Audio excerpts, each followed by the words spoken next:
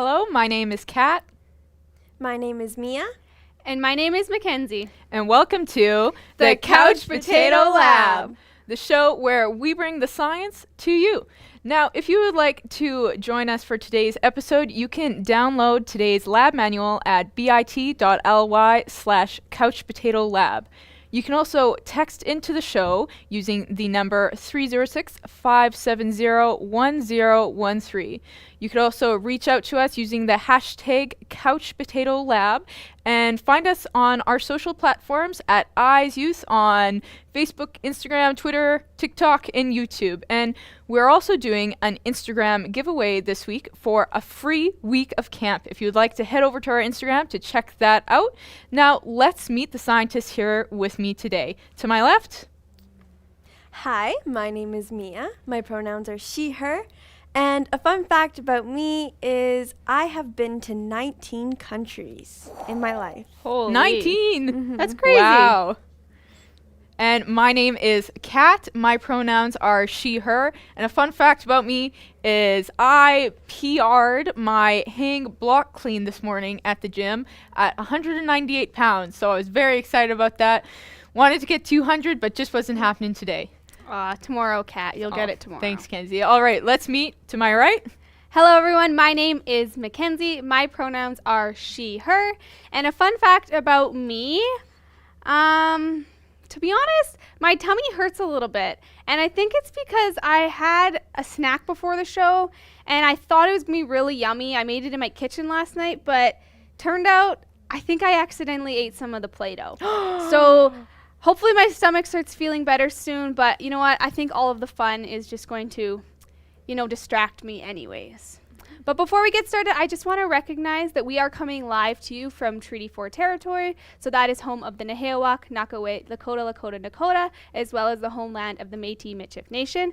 We invite you to recognize where you are today because we recognize that our audience is diverse and comes from all over.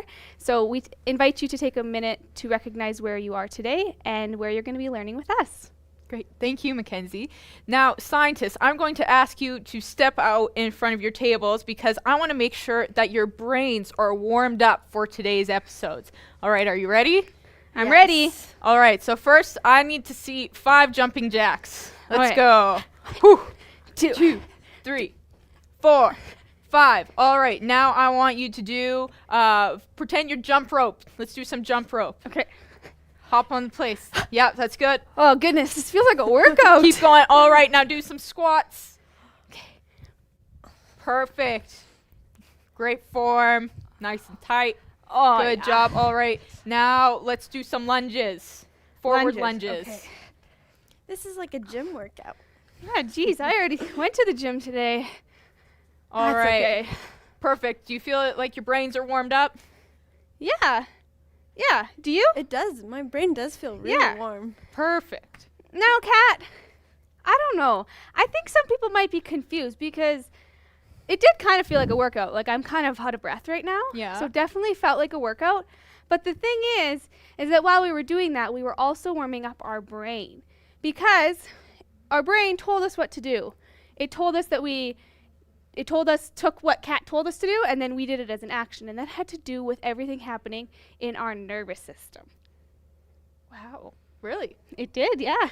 Okay. Now, to kind of explain this nervous system, and as Mackenzie said, you took the information I said, it got to your brain somehow and told you what to do. We have a little experiment we would like to do. Now, Mia, would you start this experiment for us? Yes. So, I have this pot here, and we're going to pretend that this has boiling hot water in it.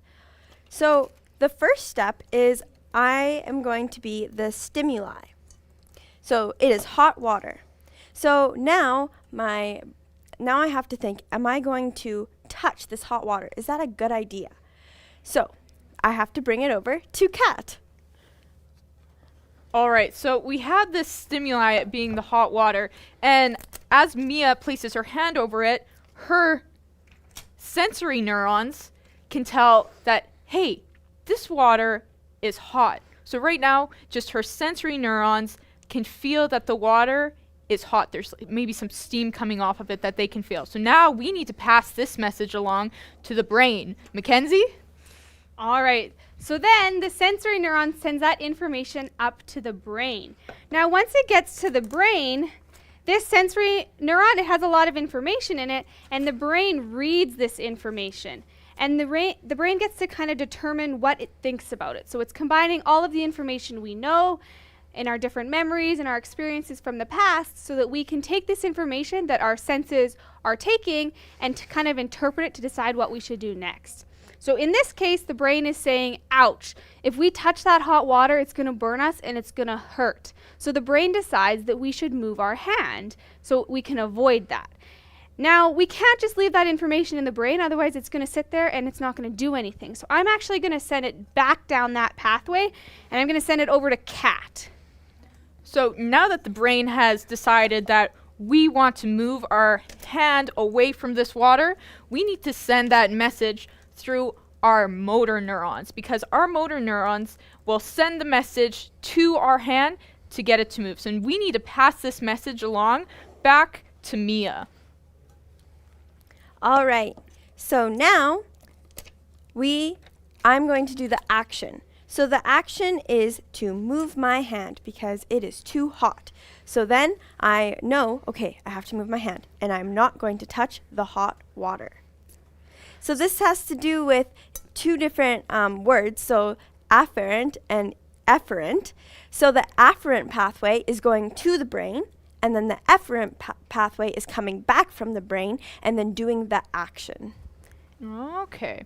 So, as you said, so the afferent takes that message in, kind of like how you pass that message to me being the sensory neurons, and it passed it to the brain being Mackenzie, and then the efferent pathway was coming back that way, right? The motor Yes. neurons? Okay. Yeah, so it all works in a pathway, and this pathway has a lot of different parts, which is why Mia, Kat, and I all had a different function. So Mia was the senses. That stimuli is picked up by the senses. So we have our 5 senses. So we have smell, taste, touch, hearing, and taste. We have our 5 senses, and they pick up that stimuli information. Our sensory neurons send it up to the brain. So that's our afferent neurons taking it to the brain, and then from there it takes through our motor neurons. So our motor neurons are taking the information in an action, and then it is an action when we that we can observe at the end. So that's our response. So it's kind of like a cause and effect movement for all of these different pathways, and we're going to go through them today because it all has to do with our nervous system. Thank you, Mackenzie. Now, folks at home, just a reminder that you can send your questions into the show today using the phone number 306-570-1013, or reach out to us through any of our social medias at Eyes Youth. Now, let's break this nervous system down into its parts. So we have a central nervous system and a peripheral nervous system. Now, central nervous system. We want to think what's at the center of us. That is our brain and spinal cord. But our peripheral nervous system, that means kind of away from the center. And so our peripheral nervous system is made up of all the nerves that branch off from that spinal cord. Now, Kenzie and Mia, do we have any kind of way to visualize this central nervous system?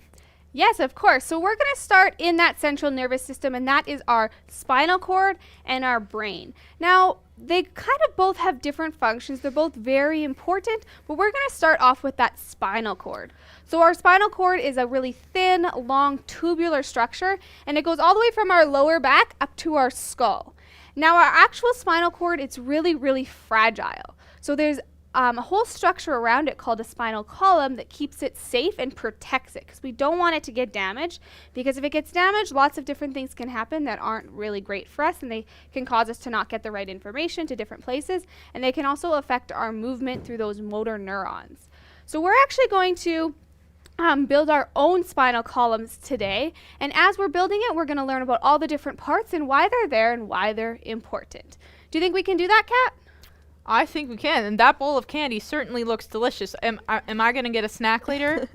Well, Kat, you're on the right track. So we're going to pull out our candy. You can follow along. All of the materials and information that you're going to need is in that lab manual as well. So you can follow along on that, and we're going to make it together. So first, let's start with our Twizzlers. Now, Mia and I, we have these pull-apart ones. So we're actually just going to pull apart one of these because this whole licorice is pretty thick. And I mentioned how that spinal cord is really thin and long. So I'm just going to take one of them so that we can make sure that we're really representing it to be really thin and fragile. So we have to be careful with this as well, because if we like pull on it or anything like that, it's going to break. Kind of similar to our spinal cord. So we have to be very, very careful with this little piece. Now we're going to have a couple of different components to protect our spinal cord. So I have some hard candies. They're lifesavers. They're really hard. So nice and hard. And then I also have some soft ones. So these ones are gummy ones. You can bend them. And they're going to act like the different parts of our spinal column. So what I'm going to do is I'm going to use the hard ones to represent our vertebrae. And we have vertebrae in our spinal column too. And then these, the gummy ones, are going to use our intervertebrae. And we're going to stack them alternating. So we're going to put a hard one, a soft one, a hard one, and a soft one. And the soft ones allow us to have a little bit of movement so that we can, you know, bend over and things like that. But it also, the whole point of all of them stacking up together is that it's protecting this spinal cord. So me and we're going to go ahead and put our lifesavers on there. So we're going to alternate between a hard and a gummy. And I'm just going to do that all the way up because it's really long, this spinal column. So I'm just going to. Now, Mia, Mackenzie, I have a very fun fact for you. Do you know why you are actually taller in the morning? Did you know you're taller in the morning? I didn't know that.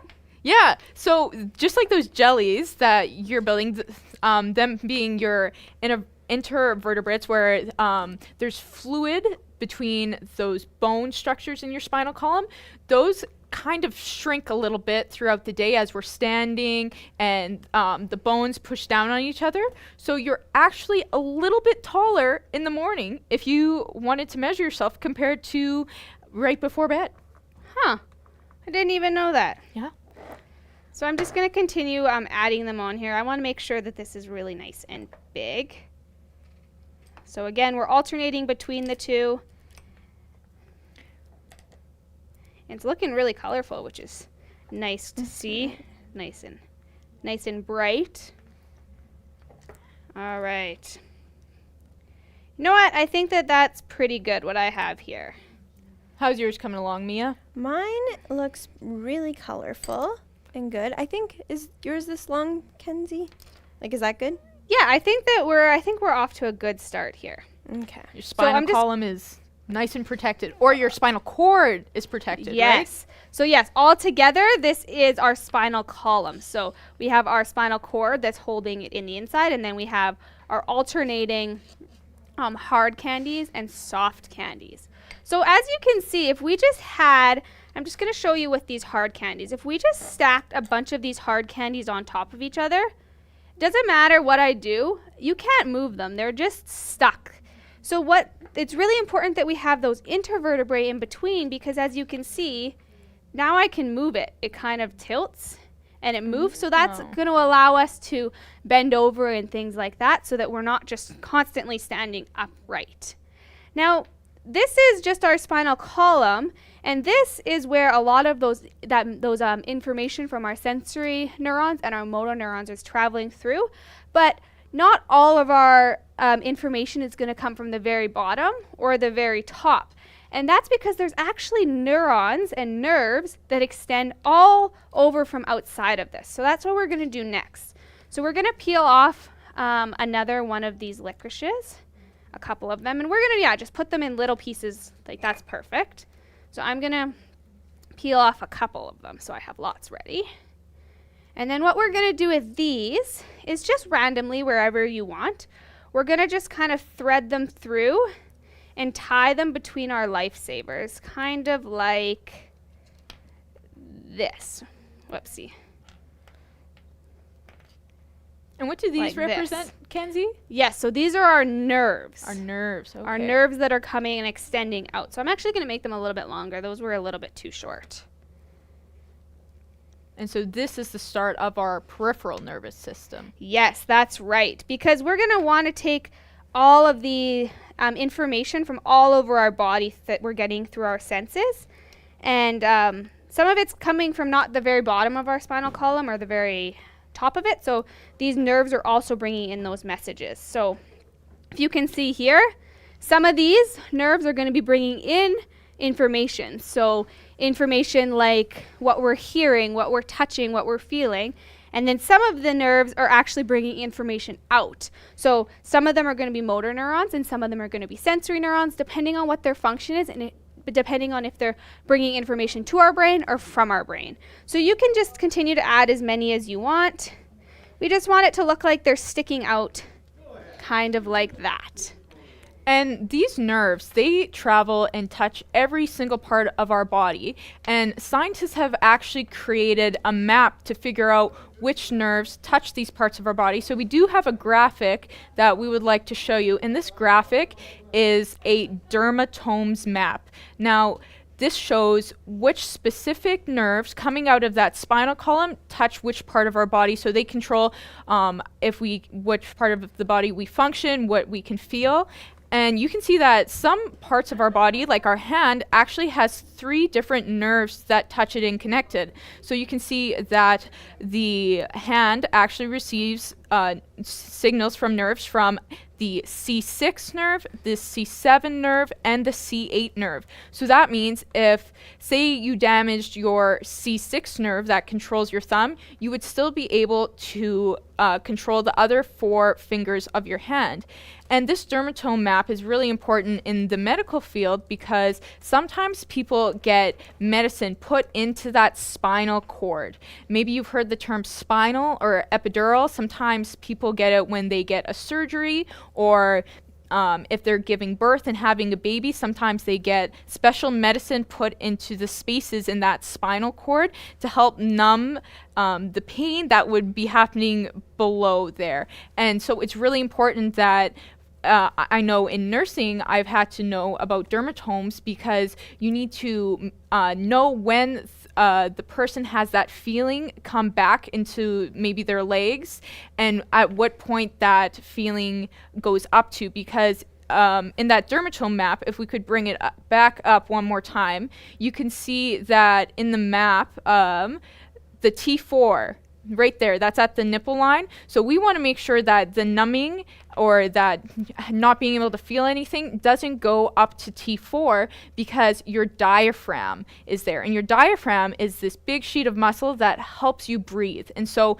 if that numbing medicine got all the way up there, you wouldn't be able to breathe anymore. So it's very important that we know which nerves help control each part of our body. Now, Kenzie, Mia, how are these spinal columns looking? Well, it's looking really good. And the one thing I just want to say is that the reason it is so important that we're protecting this spinal cord is because, you know, unlike sometimes if we hurt our foot or maybe we get a little cut in our hand or something, we can usually recover from that. It will repair and it might be okay. You might need to get like a little bit of rest or something, but it usually can fix itself. Whereas the spinal cord, if you damage it, a lot of times that damage is permanent. So you can't reverse it. So it's really important that we're protecting it because once it's damaged, it's usually damaged forever or for a really long time. So if you damage it, you can sometimes lose the different sensations and like the ability to send information up your spinal cord.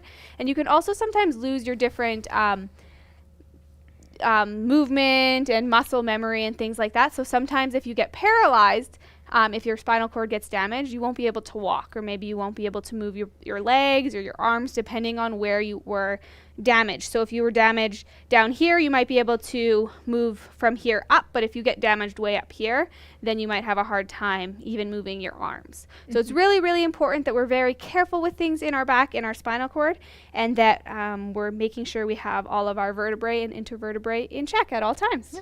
And that's where the terms, you may have heard paraplegic or quadriplegic come from. So paraplegic means that you don't have control of your legs, so it can be like waist down, and then quadriplegic means that you won't have any control of your arms or legs. Now, we have a wonderful question here from the Hayes brothers.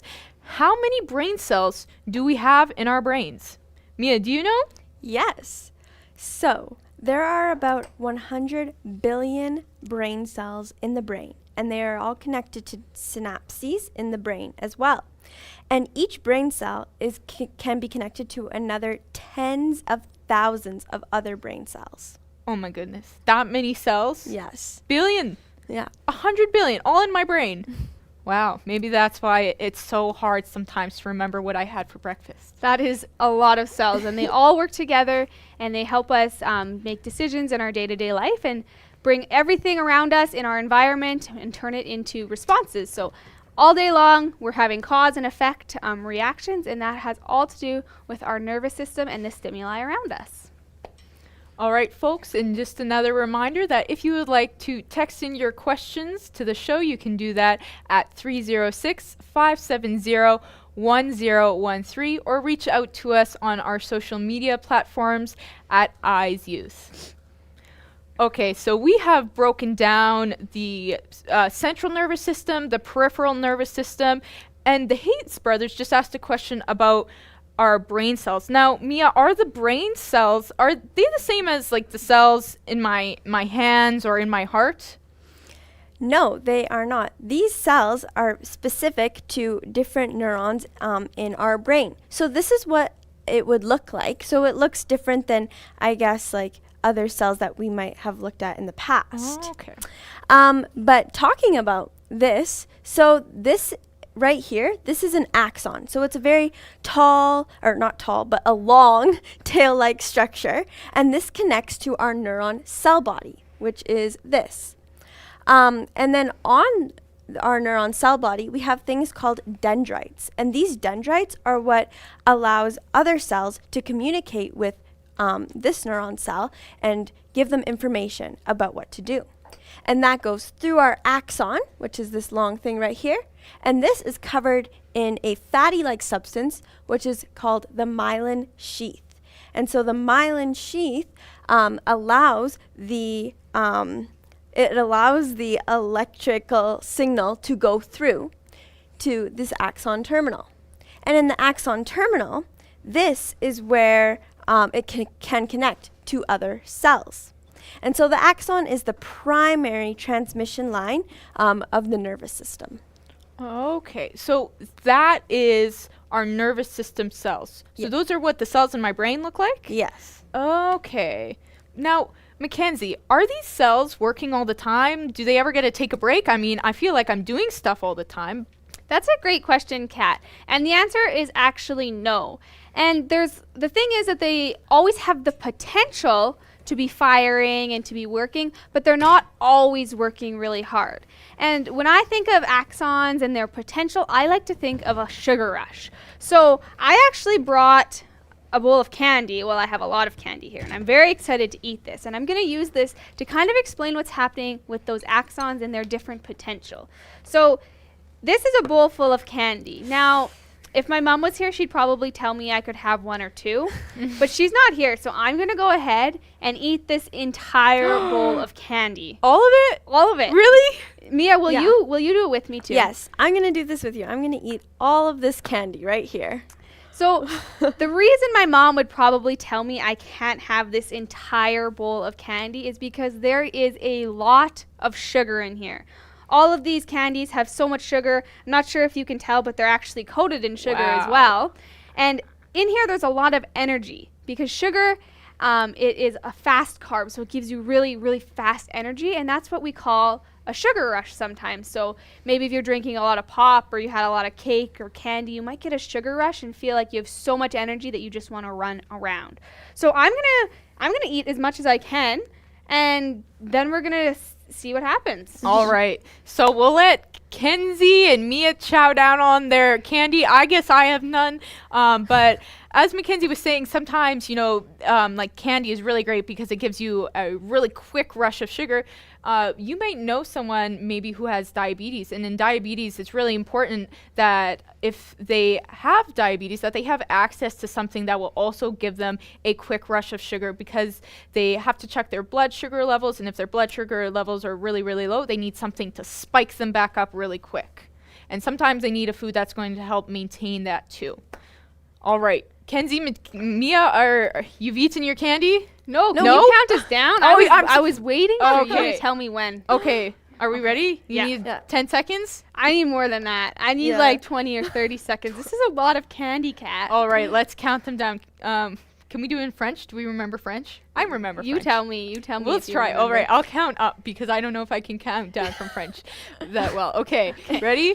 1, 2, 3, 4, 5, 6, 7, 8, 9, 10, 11, 12, 13, 14, 15, 16, 17, 18, 19, 20.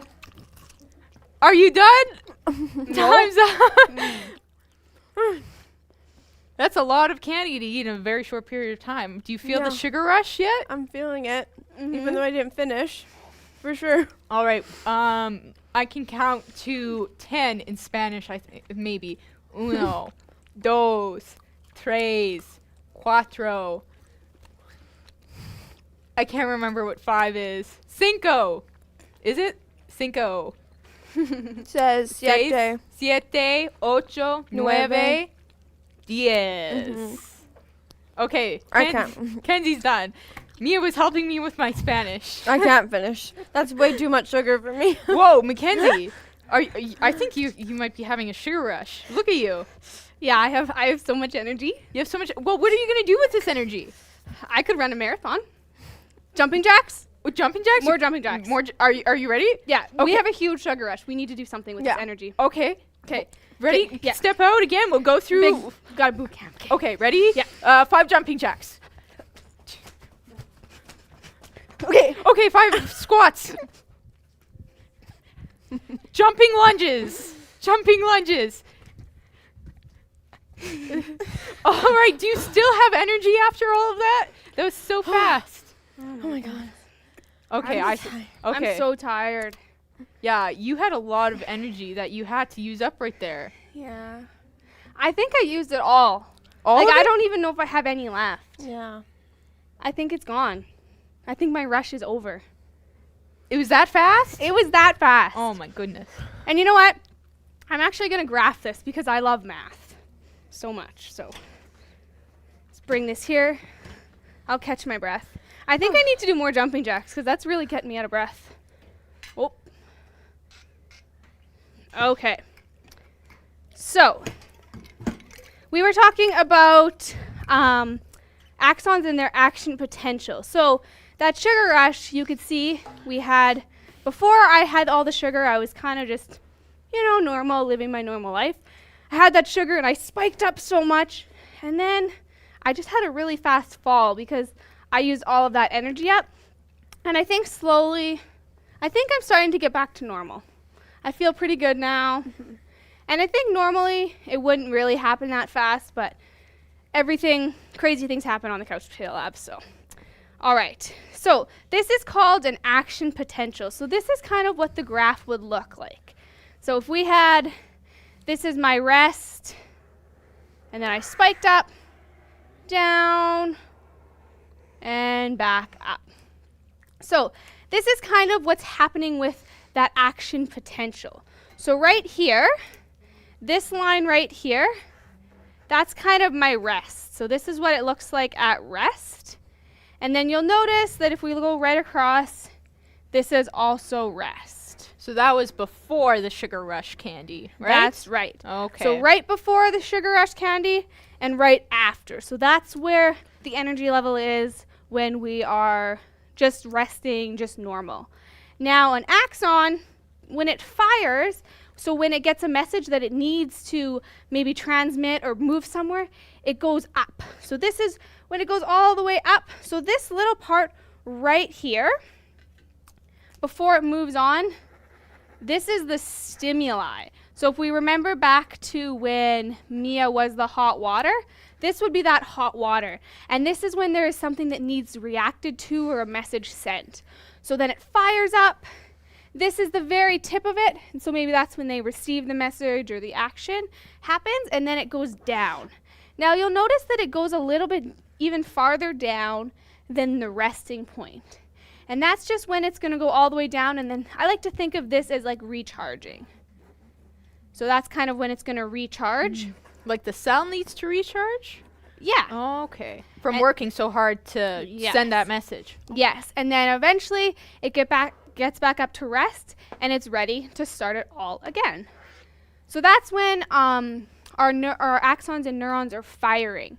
And that's when Kat asked if they're always working. They're not really always working, but they're always ready. They're always just at rest, waiting for this point here when they get that stimuli, and that's when they're going to act fast. And now this happens so fast we don't even notice it. It happens just like that. So that's why you can easily see the stimuli. So you see that hot water, and you know right away not to touch it because it's happening so fast that by the time it gets up there to our brain and down, we've already moved because it just happens so fast. And it's really important that it's that fast because it keeps us safe, and it makes sure that we don't have all of these little resting periods in between where we don't know what to do with our different actions and things like that. So we can respond really fast to the stimuli and all the things around us. Wow. Very cool. Now, folks, just a reminder, if you would like to text in any of your questions to the show, you can do that at 306-570-1013. And you can also reach out to us on our social media at Eyes Youth. All right, scientists. So we've covered axons, we've covered the peripheral nervous system, we've covered part of the central nervous system, but I remember saying that central nervous system has the spinal cord and the brain. Can we learn more about the brain? What do you say? Yeah. Yeah? Okay, Mia, could you start us off? Yes. So on the brain, there are 4 main lobes, and we have a graphic that will show the 4 main lobes. So you can see the frontal lobe, the parietal lobe, the temporal lobe, and the occipital lobe. And each lobe does a different thing for your body or for something that you will do. So we're going to start with the frontal lobe. So the frontal lobe is the biggest lobe, and I'm going to use this Play-Doh to show our different lobes. So I'm going to make this one pretty big, and this one is right behind your forehead. So it's like right in the front, right there. And this one does a lot of different things. This helps with planning, it helps with speech, it helps with movement, emotions, and problem solving. So the main things that it does is it helps you to think logically, and it also helps regulate your emotions. So that one is going to be right at the front. I'll put it here. Now, Mia, I actually have a cool experiment showing how the frontal lobe works to help regulate our emotions. Will you try it out for me? Yeah, sure. Okay, so I have a straw on your table there. Now, I want you to put that straw in your mouth like you're smiling. Yes, okay, now I'm going to tell you the most funny joke you've ever heard, okay? Ready? What has 6 legs and no eyes? What? A snake. So funny. That's so funny. All right, now I want you to put that straw in your mouth, kind of like you're going to frown, like, yeah, just like that. Perfect. All right, now I'm going to tell you another joke, okay? What do you call a pickle wearing a bandana? What? Larry. That one was still funny, but not as funny. So, was the first joke funnier than the second? Yes. Now, that experience kind of shows how Mia was smiling for that first joke, right? So that's telling her brain already, what do we do when we're smiling? We're happy. That's how we're feeling. We're laughing. We're excited. And so when I told her that joke, it felt funnier, even though it maybe wasn't my finest work of jokes. But because she was already smiling, it felt funnier compared to the second joke, which, even though it was equally not as my finest, I would say, but she was frowning already. So it felt like it wasn't that great in the first place. Yeah. When you said Larry, it made me like kind of sad just because I was frowning. Oh, no. Now, that was the frontal lobe. Mackenzie, can you take us on over to the next lobe? Yes, I can. So if we look at that graphic again, we're going to look at another lobe now. So this graphic, we're going to look at the parietal lobe. So that one's the yellow one there on your screen. So we're going to go ahead and we're going to add this to our Play-Doh diagram of our brain. So we have the frontal lobe at the front. And now we saw that that parietal lobe was right on the top of our head. And it is a little bit smaller than our frontal lobe. So I'm going to go ahead and I'm going to stick it up at the front. Now it's going to have to like lay on its side for now, but we'll add something to the bottom there. But it's just right there at the top. So this is the front of our head, and this is the very top. Now the parietal lobe, it's kind of deals with different senses like temperature, pressure, pain, all those types of senses that kind of have to do with touch. So we have the two lobes on top there. And now, Kat, do you have something else that we can use to try to test this one out? Well, we did do that activity earlier, right? About Mia having the hot water, and Mia's put her hand out and she could feel that the water was hot. And so her parietal lobe was working there to say, whoa, I think this temperature is hot. And if I get any closer, I'm going to be in pain. Yeah. So actually, I have something really similar here. So I have two buckets of water here, and they're actually at different temperatures. So I'm going to put my hand in. We're going to see how long I can keep my hand in there, and then I'm going to see if you can, I'll kind of give a rating on my expression, and then we'll try to see which one was hot and which one was cold based on my comfort level inside it. Okay. Okay, so I'm actually not sure which one is which, so we'll just start with this one here. I'm going to put my hand in, and then we're going to count how long I can keep my hand in it. Okay. 1, 2, 3, 4, 5, 6. Okay, 6. Yeah, so that one, I would say that's a 3. If it was really hot out, then I might give it a higher rating. That's the only hint I'm giving you. Okay. Now I'm gonna put my hand in this one and see how long I can keep it in there. Okay. Okay. 1, 2, 3, 4, 5, 6, 7, 8, 9, 10. Honestly, like you could camp out there all day. Yeah, like I think that I'd stay in there for like an hour. I love to have baths, and honestly, I would bath in that one. So I'm gonna give that one like a 9. Wow. Okay. So based on those ratings and how long I could keep it in there, which one do you think was cold, and which one do you think was like room temperature or warm? Okay, Mia, what do we think? I think that the room temperature one was the one that you kept your hand in longer for. Yes, Yeah. you're right. So what was happening there is I put my hand in, and then it went up to my parietal lobe, that sensory information. So it traveled through my hand, through those senses, up through the sensory neurons, went to the parietal lobe, and then that lobe was kind of deciding what the temperature was like and if I liked it or didn't like it. So I like to think of the brain as being really, really organized. They have all of these little file folders. So it knows exactly where to send that information up. So it's not like it's getting there and deciding. It knows exactly where that information needs to go so that we can get a response right away. So far we have that frontal lobe, and then we have that parietal lobe as well. But we're not quite done yet, right? Yeah. Right. All right, Mia, take us on over to the temporal lobe. Yes. So if we look at the graphic again, we will see that the temporal lobe is the green one, and this is attached to all the other lobes, and it is right by our ears.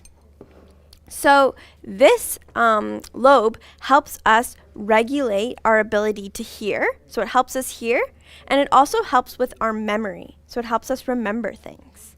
So we're going to put that one right underneath there. And there is a activity in the lab manual where you can remember a list of things and then wait 5 minutes and then later on try it again and see if you can still remember that list. And you can try that after this episode if you would like. Amazing. All right. So we do have another question here from Theo. Hello, Theo. Thank you for your question. Can quadriplegics learn to walk again? Mackenzie? Yes, of course, I got this question. So, yeah, unlike other things in our body, the spinal cord, the damage is usually pretty permanent. So there is some promising research going on. There's lots of different information and people are trying different things. But as of right now, there's no definite answer. They can't guarantee that you're going to be able to walk again. So that's why it's just extra important that we're careful with that spinal cord because the damage is irreversible. Yeah. All right, Mackenzie, and I believe there is one last lobe in that brain, and that is the occipital lobe. Can you take us there? Yes, of course. So, if we look at this graphic again, we're going to get to that very last lobe. So that's that little tiny one on the very back of our head. So we're going to add that to our brain diagram here. So I'm going to use this orange. And I'm just going to put it, so I have my frontal, the parietal, this is our temporal, and I'm just going to add it to the very back there. And then together, this is our brain. So now, this is called the occipital lobe, and that primarily has to do with our vision, so how we perceive things, what we're looking at, and also the different colors and stimuli that we can see through our vision. So there's actually another activity that you can do in the activity guide, in the lab manual, and it has to do with looking at 2 different images and their colors. And if you look at one and then you look at the other one, you're going to see what happens with the vision. I don't want to give it away, so I'm going to let you do that when you have a minute after the show. But it's very, very interesting how that information that you're looking at gets sent up to that occipital lobe, and then what we see and what we perceive as we're looking at it. So I encourage you to look at that. But looks like our entire brain is complete. So all of these lobes are working together to kind of perceive and understand the information that we're giving to it every day. And as we were saying before, it is super, super organized, so they know exactly what each lobe is responsible for. So when they get that little bit of information, there's no question of what needs to happen with it. They know exactly where to send it so that we can get the response as quick as possible, which is so, so important so that we're not just having little breaks throughout our day. Now, I have a very important question for my scientists. Is that what my brain looks like? Is it blue and orange and green and purple? No, it is not those colors, but this just helps show all of the different lobes of the brain. It would be really cool if it was those colors, though. Now, we have one more question here from Hannah. Hello, Hannah. They are wondering, what's the black and white part of that graphic? Is it an extra special lobe? If we want to bring that graphic back up of our very special brain there. Now, Kenzie, do you know what that part is at the very bottom? Yes, I do. So that bottom part, that's actually called our cerebellum. And our cerebellum has it receives information from our different sensory organs and things like that. And it plays a huge part in our voluntary movements. So it helps us get that information and then react to it. So that's called our cerebellum. And it is also a very important part of these cause and effect reactions as well. So thanks for the question. That's a great point that we want to make sure all of our viewers understand. Now it is time for my favorite part of the show. Mackenzie, Mia, are you ready for Science Showdown? Yeah. All right, so what we're going to be doing today is I'm going to provide them a function, and they have to tell me which part of the brain is controlling that function. Okay. Should we do a little rundown first? A rundown? Like a practice one? Like what each one is. Okay, yes, let's review. Mia, review. can you please review with us those parts? Yeah. So the frontal one has to do with planning. It has to do with our regulating our emotions and stuff like that. Our parietal one has to do with temperature, pressure, touch, and stuff like that. Our temporal one has to do with our hearing, which makes sense because it's right below our ears. And then our occipital one has to do with our vision. All right. I think I've got it. I think I'm ready for this showdown. Yes. Feeling very confident. All right. You have like 5 seconds to answer, okay? We're going to be real quick. Okay. Which lobe is responsible for vision? 1, 2, 3, 4, 5. Time's up. Let's see your boards. Occipital. Occipital. Okay, now bonus point. Can you point to your Play-Doh rounds there?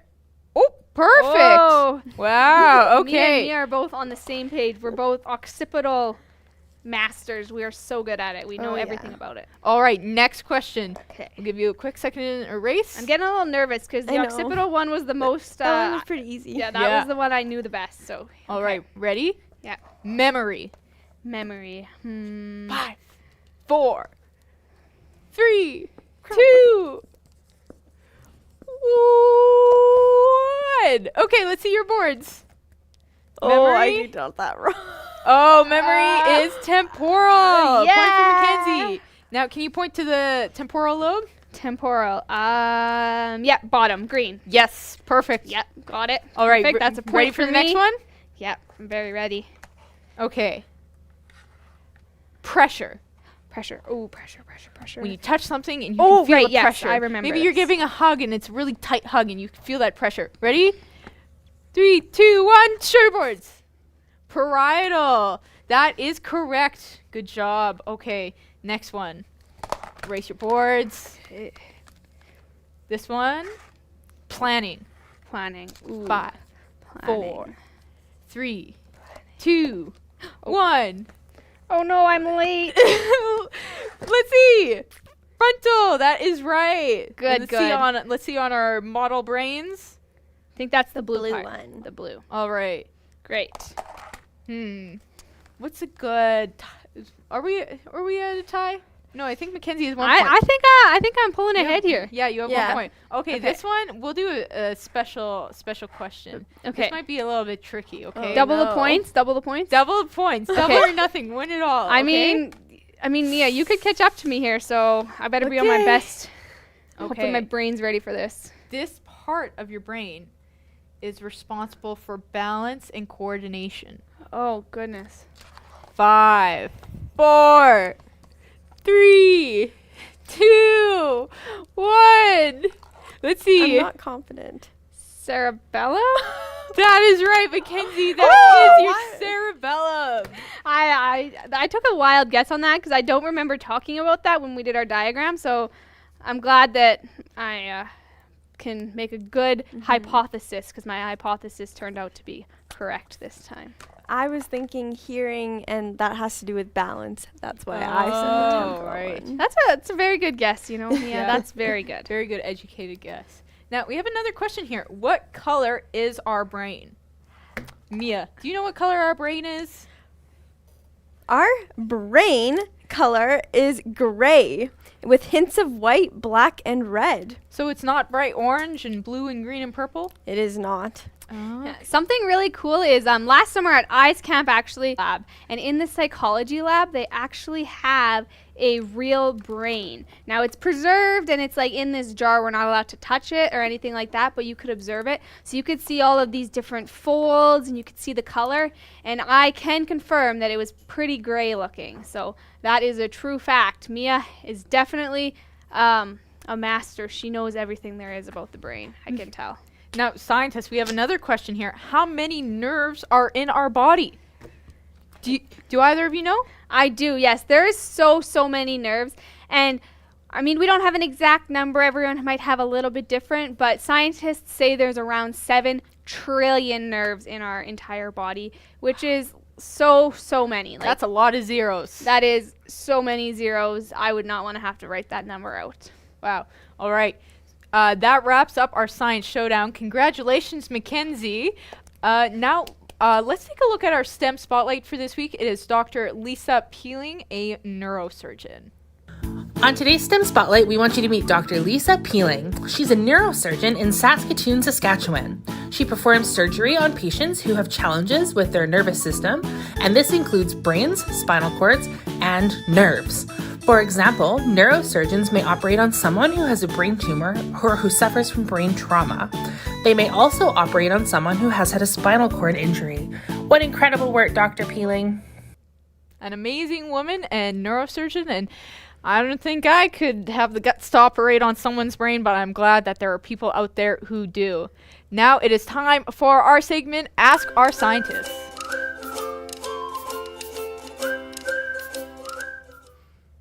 All right, so the first question we have here are, what are reflexes? Scientists, do we know? Yes, of course. So reflexes, or like a reflex action, it's something that happens involuntarily or almost like instantaneously. So it's something that happens where we don't even really wait for a response. It just happens so quick that we don't even think about it. So for example, there is different reflexes in our body that if you like hit them or tap them, it might like just create a movement right away. So for example, there is a reflex right here on our knee. So sometimes if you're at the doctor's office, they might like lightly tap your knee, and if it hits the reflex, it'll go like whoop, whoop, and kind of like kick out, and that's a reflex. It's an involuntary action. It just happens right away. It happens so quickly, and we don't really even need to think about it. So it kind of like skips part of the pathway. It just happens super, super quick, and some would say like instantaneously. So it's just in an instant. And Mackenzie, did you know that we actually have some reflexes when we're a baby, and then they go away as we get older? Yes, there's quite a few reflexes when we're a baby. So there's some where you can like touch their cheek, and if they're trying to find it, that means that they're hungry. Or there's some there where if you try to, if you're holding the baby and you just lightly drop them, they'll flail out. So they're trying to like kind of expand, and so that they're like in a falling motion so that they can fall safely. So we're actually born with a lot of these different reflexes, and they're just little different adapted traits that we've had that help with kind of understanding the stimuli and things that are happening around us. Yeah. Now, another question here is, what is a brain tumor? Mia, do you know what a brain tumor is? Yes. So a brain tumor is a mass or growth on your cells in your brain. So they're not supposed to be there, and then it makes this large thing which becomes a tumor. And brain tumors can affect you greatly. For example, you could have hallucinations from them. There's also lots of different types of brain tumors. So some are benign, which means that they're not cancerous, and then there are some that are cancerous, which could be very life-threatening. Mm-hmm. And I remember benign is good and malignant is bad, because benign is kind of like behave. Like, I like to think of it that even though there is mass there, it's not harmful. It's behaving, per se. Now, we have another question from the Hayes brothers. I heard when we look at the sun, the brain senses that there is too much light. And with that, that makes us sneeze. Is this true? Mackenzie, is this true? Well, Hayes brothers, you kind of stumped me on this one, but luckily we have this crazy little pathway that sends messages to our headquarters and back, kind of like our, our nervous system. So we sent this question to headquarters really quick, and they actually just sent me back the answer. So I'm just going to read the answer for you here. And it says, the photic sneeze reflex is a reflex condition that causes sneezing in response to numerous stimuli, such as looking at bright lights. So I think what you're referring to is actually a reflex. So it's really cool that we have these different reactions and responses in our body that just happen just like that. So that's a response to numerous stimuli called the photic sneeze reflex. So great question, Hayes brothers. Thank you. Amazing. So many great questions. Thank you all for sending them in. We do have a giveaway on our Instagram this week. If you would like to head over at Eyes Youth on Instagram and enter there for your chance to win a free week of Eyes Camp. And then we also have a second giveaway this week here at the Couch Potato Lab. And to enter this one, we have a very tricky question for you to answer. So in episode 27, called Don't Be Afraid of Psych, what treat did Kat and Kaity eat in the delayed gratification experiment? So if you would like to enter for that giveaway, you can text us in at the number at the bottom of your screen, 306-570-1013, or reach out to us on our social media platforms at Eyes Youth for your chance to win some amazing eye swag and a couch potato clock. Woo! Look at that. Wouldn't you want that? Oh, Yeah. yes. Especially because I'm going to have such a crash after this sugar rush. I'm definitely going to need an alarm clock to wake me up. I can tell. Yes. All right, folks, that wraps up today's episode of Couch Potato Lab. Thank you for joining us here today, and we'll hope to see you tomorrow. Bye.